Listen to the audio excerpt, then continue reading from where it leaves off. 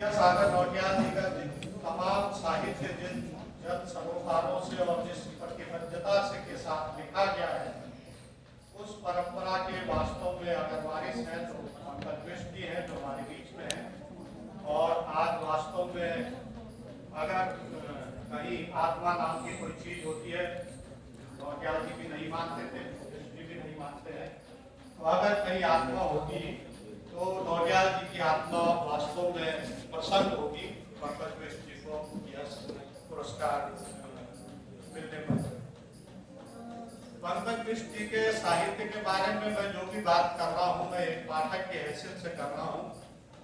मिश्र जी का जो कथा साहित्य है उसमें जो सबसे महत्वपूर्ण चीज मुझे लगी वो है कि उसका एक विशिष्ट ऐतिहासिक संदर्भ है और उस विशिष्ट ऐतिहासिक संदर्भ के साथ ही मिश्र जी की रचनाओं को पढ़ा जाना चाहिए। और यह ऐतिहासिक संदर्भ मिश्र जी की रचनाओं में इतना ज्यादा विशिष्ट है कि कभी कभी तो ये लगता है कि एक इतिहासकार अपने समय की घटनाओं को और अपने समय को अपने साहित्य में दर्ज कर रहा है। इतिहासकार जैसी निर्मम तटस्थता, लेकिन साथ ही साथ एक प्रतिबद्धता भी। उनकी अधिकांश रचनाओं में, कहानियों में ये ऐतिहासिक संदर्भ देखा जा सकता है। जैसे कि एक कहानी है कुंजरो वार।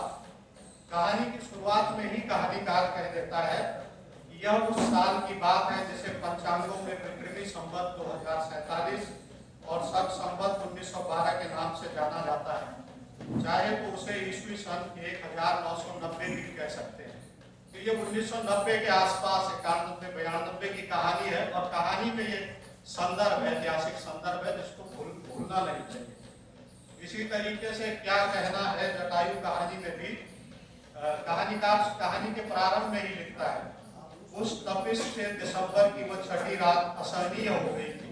ये 6 दिसंबर 1992 का प्रसंग है जिसको कहानीकार अपनी कहानी में नोटिस करता है, दर्ज करता है।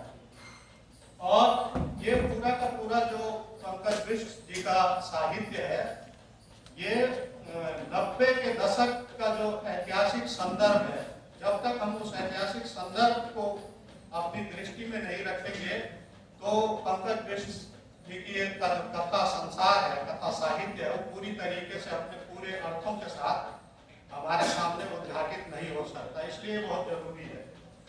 और ये जो 90 का दशक है, ये अगर आप लोग देखेंगे तो बहुत सारी चीजें हो रही हैं राष्ट्रीय स्तर पे भी और अंतर्राष्ट्रीय स्तर पे भी। ये 1991 का साल है जब सोवियत संघ का पतन हो रहा है।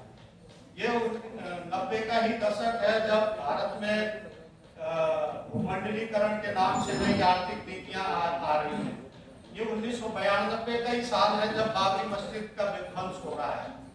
तो एक तरफ सोवियत संघ का पतन है तो जो विचारधाराओं के अंत की जो बात करने वाले हैं उनके लिए मौका मिल जाता है। ये पूरे भारत के साथ पूरी दुनिया में भी दक्षिण पंथ के उभार का समय है, जैसा कि 92 में जो कुछ हमारे यहाँ घटित हुआ। इसी तरीके से जो नई आर्थिक नीतियां आ रही हैं वो करोड़ों लोगों को हाशिए पे धकेल देने के लिए भी एक संदर्भ बिंदु का काम करती है।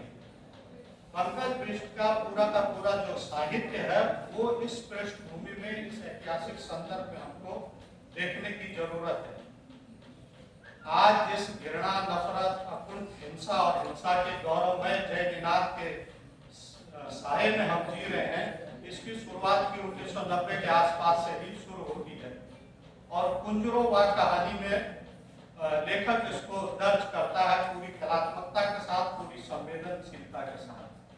कुंजरो वार कहानी जो है वो पहाड़ के मासी नाम के गांव की पृष्ठभूमि में लिखी गई कहानी है। ये वो समय है जब सुबह शाम मीटिंगें हो रही हैं, मंदिरों से नारे गुंजायमान हो रहे हैं, टेप रिकॉर्डर पर, वीडियो कैसेट पे धुआंधार भाषण चल रहे हैं। और उस पहाड़ी कस्बे में जो 30-40 लोगों का कस्बा है उसमें 2 मुस्लिम पात्र हैं, एक सुलेमान और एक अख्तर। सुलेमान को इस माहौल को देखकर पहाड़ से भाग जाता है कि पता नहीं अब क्या मेरे साथ हो जाए, किस तरीके का माहौल बनाने की कोशिश की जा रही है। लेकिन अख्तर को भरोसा है कि ये पहाड़ी लोग जो है थोड़ा बहुत छुआछूत कर लेते हैं, लेकिन बेसिकली ये सीधे साधे होते हैं और उसके अपनी जिंदगी का अनुभव भी है, क्योंकि वो खच्चर चलाता है और लोगों का सामान ले जाता है पहाड़ पे एक दुकान से दूसरी दुकान पे। ये कई बार पानी भी पिला देते हैं, भूखा होता है तो खाना भी खिला देते हैं। एक बार बीमार पड़ा था तो उसको दवा दारू भी करी थी और घर के आंगन में रहने के लिए भी व्यवस्था करी थी।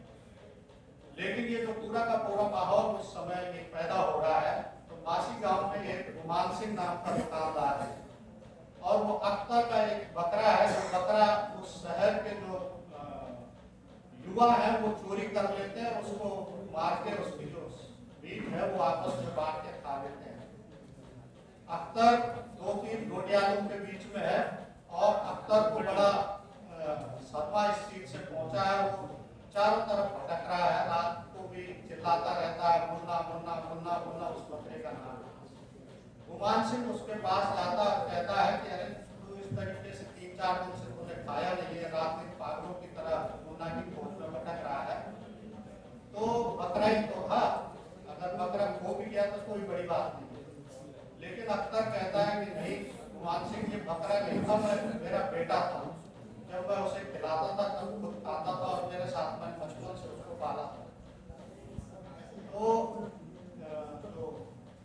गुमान सिंह उसे कहता है कि बकरा बेटा मानने से क्या होता है, था तो बकरा ही, आज नहीं तो फिर कल कहीं ना कहीं उसको करना ही था। तो अख्तर कहता है कि देखो ठाकुर साहब, मानने से ही सब कुछ होता है, मानो तो पत्थर भी भगवान